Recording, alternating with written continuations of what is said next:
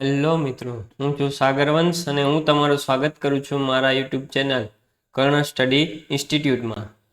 આજે આપણે ઋગ્વેદ વિશેની અધૂરી માહિતીનો અભ્યાસ કરીશું. આ સિવાય આપણે પ્રથમ લેક્ચરમાં ઋગ્વેદ વિશેની ઘણી માહિતી મેળવી ચૂક્યા છે. આ બીજા લેક્ચરમાં આપણે ઋગ્વેદની તમામ માહિતી અને ઋગ્વેદકાલીન લોકો વિશેની તમામ માહિતી મેળવીશું અને ઋગ્વેદ વિશેનો અભ્યાસ પૂર્ણ કરીશું. તો ચાલો આપણે આજે ભણીશું ઋગ્વેદ.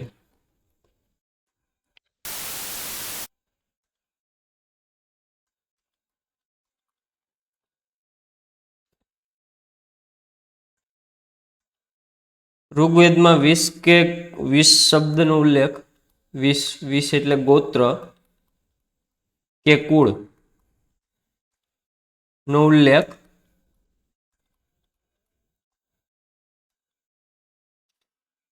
170 વખત છે. આ પહેલા આપણે અભ્યાસ કરી ચૂક્યા હતા કે જન શબ્દનો ઉલ્લેખ 275 વખત છે, જ્યારે જનપદ શબ્દનો ઉલ્લેખ ઋગ્વેદમાં ક્યાંય સમાયેલો નથી. આ ઉપરાંત ઋગ્વેદમાં નિયન પ્રણાલી અને વિધવા પુનર્લગ્ન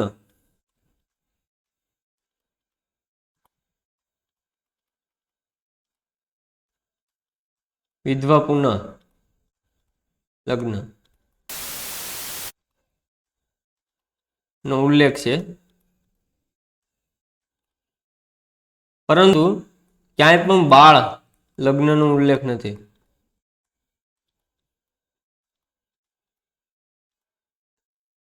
વિધવા પુનઃલગ્નનો ઉલ્લેખ છે, નિયન પ્રણાલીનો ઉલ્લેખ ઋગ્વેદમાં છે, પરંતુ ક્યાંય પણ બાળ લગ્નનો ઉલ્લેખ નથી. પરંતુ લગ્ન 16 થી 17 વર્ષની અંદરમાં થતા.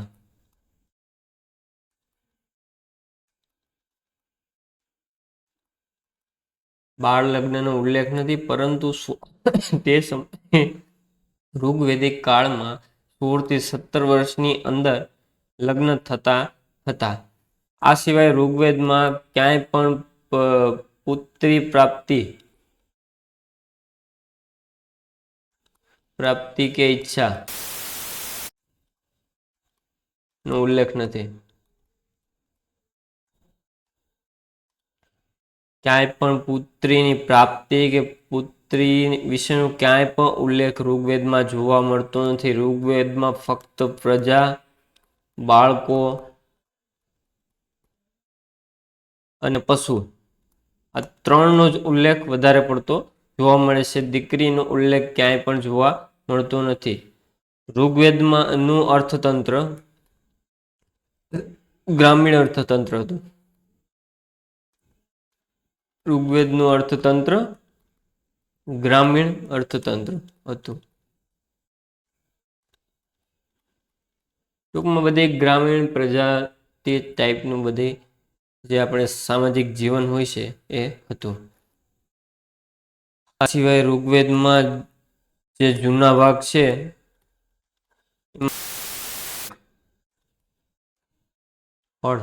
કે જે લાકડાનું હતું, લાકડાનો હળનો ઉલ્લેખ જોવા મળે. ઋગ્વેદમાં લાકડાનો હળનો ઉલ્લેખ જોવા મળે છે. એનો મતલબ એવો પણ થાય છે કે ઋગ્વેદમાં ગાય અને બળદની ચર્ચા છે.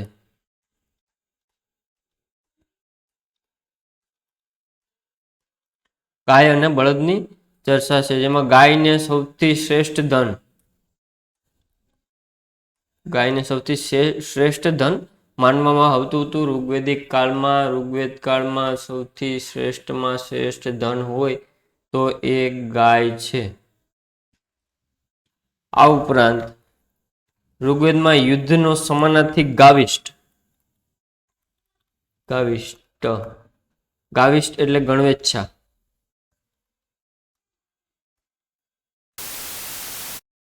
યુદ્ધનો સમાનાર્થી ગાવિષ્ટ એટલે કે ગણવેચ્છા નો ઉલ્લેખ જોવા મળે છે.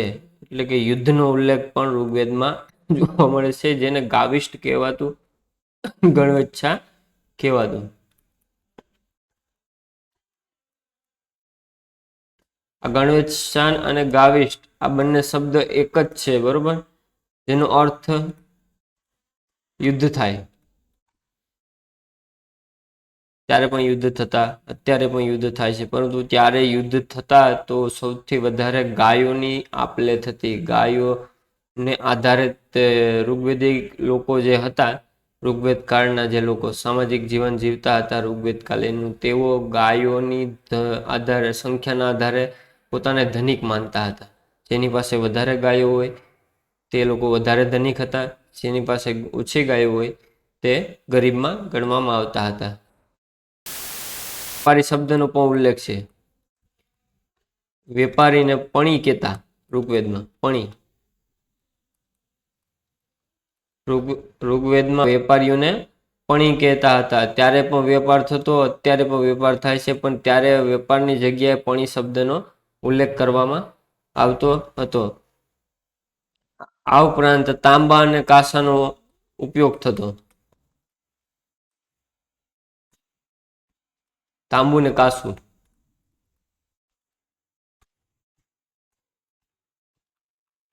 તેને આ ઋગ્વેદ કાલીનના લોકો અયસ કહેતા.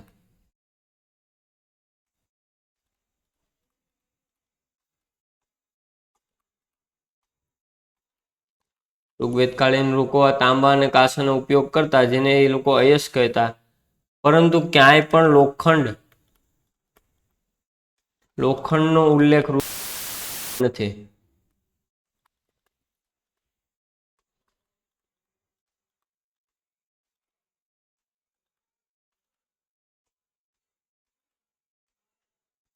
તાંબા અને કાંસાનો ઉલ્લેખ છે, જેને એ લોકો ઋગ્વેદિક કાલીન લોકો અયસ તરીકે ઓળખતા, પરંતુ લોખંડ અને ચાંદીનો ક્યાંય પણ ઉલ્લેખ નથી. ઋગ્વેદ કાલીનના લોકો આ બધી જોતા આપણે એમ લાગે કે ઋગ્વેદ કાલીનના લોકો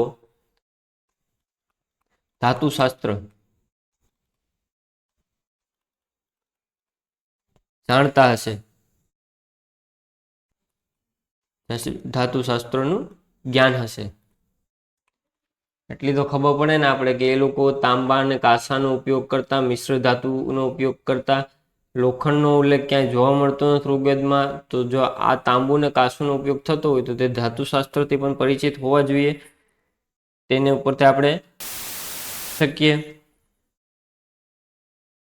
ઋગ્વેદમાં અમુક દેવતાઓનો ઉલ્લેખ જોવા મળે છે, જેમાં સૌથી મુખ્ય દેવતા ઇન્દ્ર, દેવતાઓનો રાજા હતો.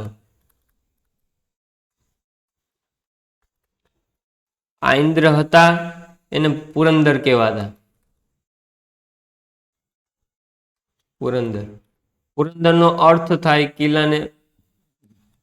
કિલ્લાનો નાશ કરનારો.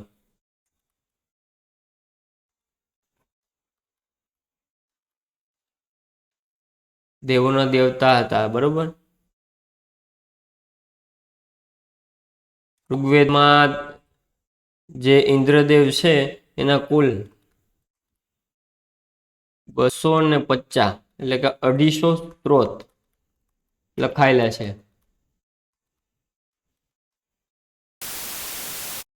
આ ઉપરાંત ઇન્દ્રદેવને આર્યોના યુદ્ધના નેતા હતા. આર્ય લોકો હતા જેનો ઉલ્લેખ ઋગ્વેદમાં જોવા મળે છે, તે આર્યો છે તેના યુદ્ધના નેતા બની રહેતા, જે આર્યોને અસુર સામે રક્ષણ આપતા.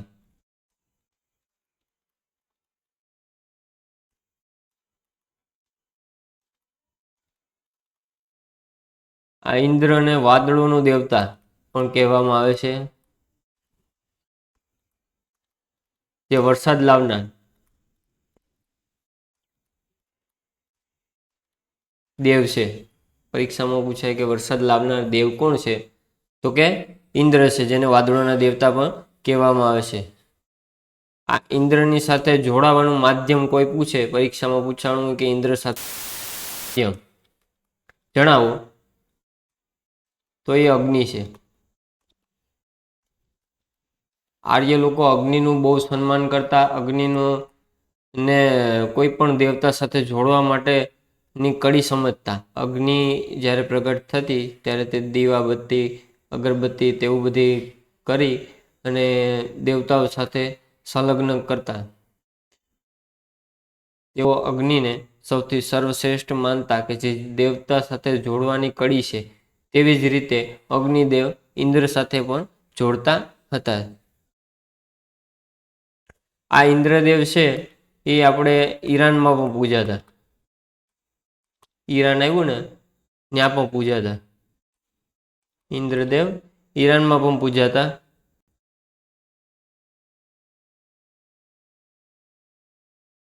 ઇન્દ્રદેવને ઈશ્વર અને માનવને જોડતી કડી માનવામાં આવે છે.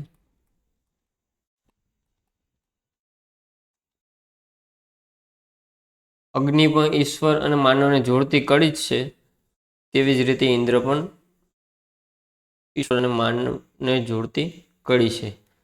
આ પછીના બીજા દેવતા કે જે આપણે વરુણદેવ આવે છે. વરુણદેવની સ્તુતિનો પણ ઉલ્લેખ કરવામાં આવેલું છે ઋગ્વેદમાં. વરુણદેવને પાણી કે સમુદ્રનો દેવ. વરુણદેવ, આ વરુણદેવને પાણી કે સમુદ્રનો દેવ ગણાય છે. વરુણદેવ છે ને આપણે એને પાણી કે સમુદ્રનો દેવ ગણવામાં આવે છે. તેમજ તે ઋતુ, વરુણદેવ ઋતુ અને કુદરતી સંતુલનના રક્ષક ગણાય છે. બરાબર, રક્ષક ગણાય. આ વરુણદેવને ઋતુ અને કુદરતી સંતુલનના રક્ષક ગણાય છે. ટૂંકમાં ઋતુનું સંતુલન બગડે તો ટૂંકમાં વરુણદેવ ખીજાણા હોય, બરોબર, ગુસ્સે થઈ ગયા હોય એવું લાગતું એ લોકોને. આ ઉપરાંત વરુણદેવને બ્રહ્માંડના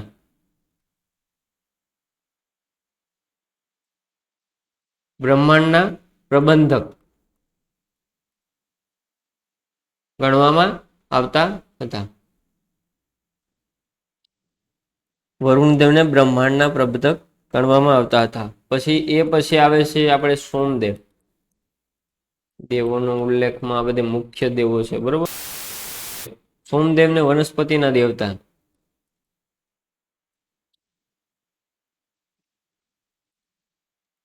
સોમદેવને વનસ્પતિના દેવતા ગણવામાં આવે છે. આ ઉપરાંત તેને મારુત તોફાનના દેવતા. મારુત તોફાન ના દેવ.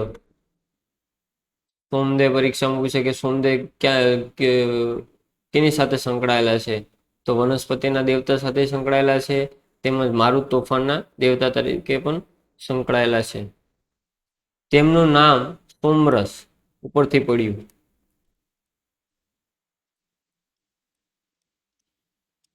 સોમદેવનું નામ સોમરસ પરથી પડ્યું.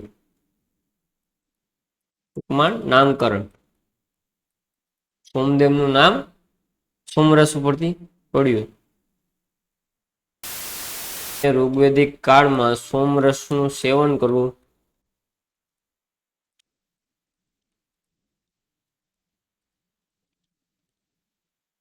સાંસ્કૃતિક લક્ષણ હતું.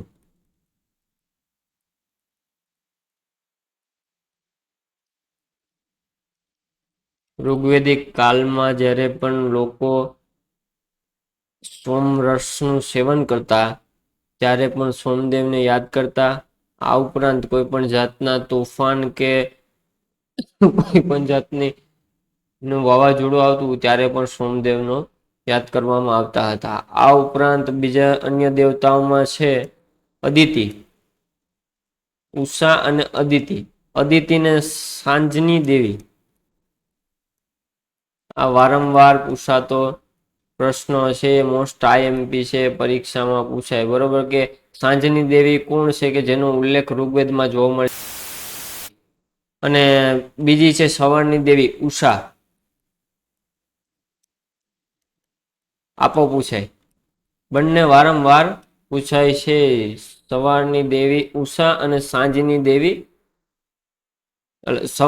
સવારની દેવી ઉષા અને સાંજની દેવી અદિતિ. ઋગ્વેદમાં યજ્ઞ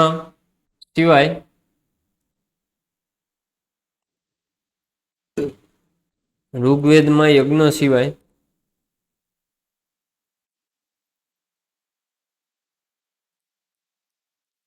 સ્તુતિનું પઠન ખૂબ જ જરૂરી અને પ્રચલિત હતું.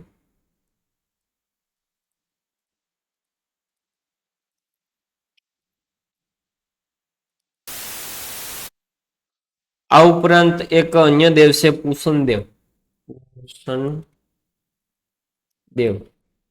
પુષણદેવ એટલે કે પશુપાલકના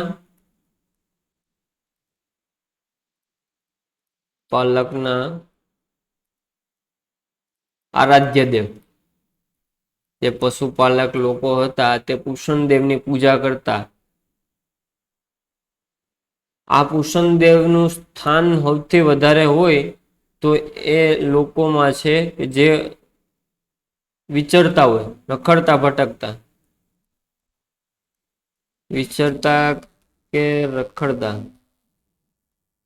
ભટકતા લોકોમાં પુષણદેવનું અનેરું સ્થાન છે.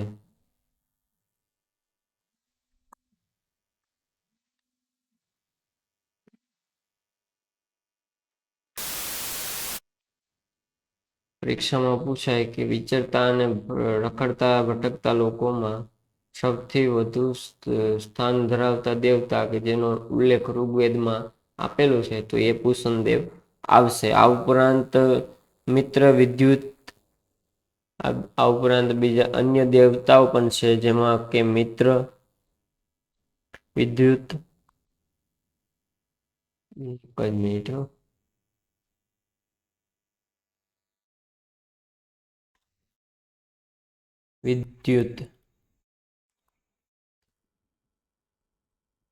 ના સત્ય અને યમ રાજા. આ ઉપરાંત ઋગ્વેદમાં ગણ, સભા અને સમિતિના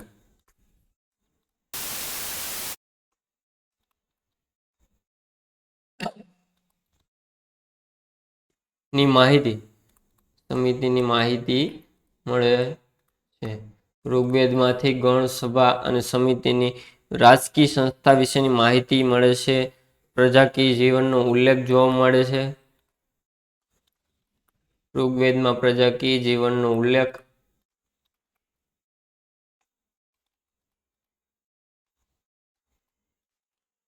જોવા મળે છે. ઋગ્વેદમાં ઘોડાનો પણ ઉલ્લેખ સૌથી વધુ જોવા મળે છે.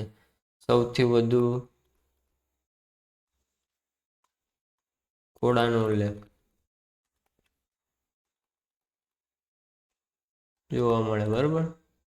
આ સિવાય ઘોડા સિવાય આપણે અગાઉ ભણી ગયા એમ ગાય અને બળદનો ઉલ્લેખ પણ જોવા મળે છે. ગાયને શ્રેષ્ઠ આવતું હતું. સૌથી વધુ ઉલ્લેખ પૂછાય કે ઋગ્વેદમાં સૌથી વધુ કયા પશુનો ઉલ્લેખ કરવામાં આવેલો છે તો એમાં ઘોડાનો ઉલ્લેખ આવશે. ઋગ્વેદકાલીન લોકો ઘોડાથી સારી રીતે પરિચિત હતા, પરંતુ ઋગ્વેદમાં કોઈ પણ ન્યાય પ્રણાલીનો ઉલ્લેખ જોવા મળતો નથી.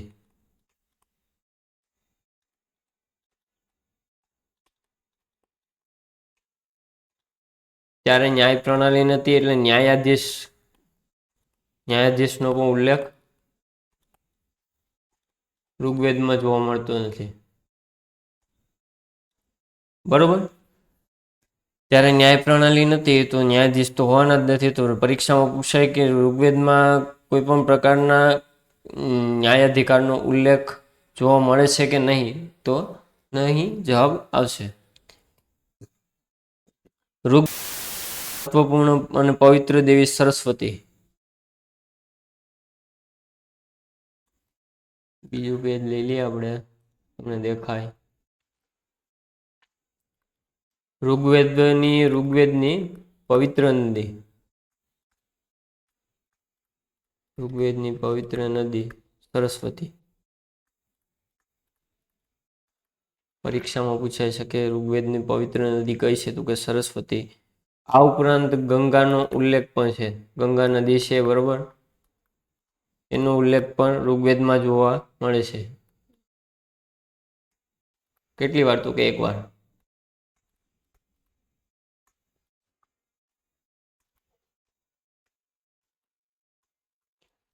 પરીક્ષામાં પૂછાય કે ઋગ્વેદમાં કઈ નદીનો ઉલ્લેખ જોવા મળે છે? તો કે ગંગા, સરસ્વતી અને ત્રીજી નદી છે યમુના. ઉલ્લેખ પણ જોવા મળે છે, જે 3 વાર જોવા મળે છે. ગંગા, યમુના અને સરસ્વતી. આપણે કહીએ ને ગંગા, જમના, સરસ્વતી, તેમાં જો સરસ્વતીનો ઉલ્લેખ જોવા મળે છે, ગંગા નદીનો ઉલ્લેખ 1 વખત જોવા મળે છે, જ્યારે યમુના નદીનો ઉલ્લેખ 3 વખત જોવા મળે છે. આ સિવાય સૌથી મુખ્ય નદી છે સિંધુ. એનો સૌથી વધુ વખત ઉલ્લેખ. પરીક્ષામાં પૂછાય કે ઋગ્વેદમાં સૌથી વધુ ઉલ્લેખ ધરાવતી નદી કઈ છે? તો કે સિંધુ આવશે, બરોબર. સિંધુ નદીનો સૌથી વધારે ઉલ્લેખ ઋગ્વેદમાં જોવા મળે છે. આમ અહીં આપણે ઋગ્વેદનો લેક્ચર સમાપ્ત કરીએ છીએ. તમે મારા ચેનલ કર્ણ સ્ટડી દેજો અને તમારા મિત્રો સુધી શેર કરવા નમ્ર વિનંતી છે. Thank you for watching. બધા મિત્રોને હું વિનંતી કરું છું કે તમારા જે મિત્રો હોય તેના સુધી આ વિડીયો પુગાડજો, જેથી કરી અને બધા મિત્રોને પોતાની માહિતી મળી શકે અને ભણવામાં થોડી ઘણી મદદ થઈ શકે. હું વારંવાર આવા ફ્રીના લેક્ચર લાવતો રહીશ. સપોર્ટ કરજો. આભાર.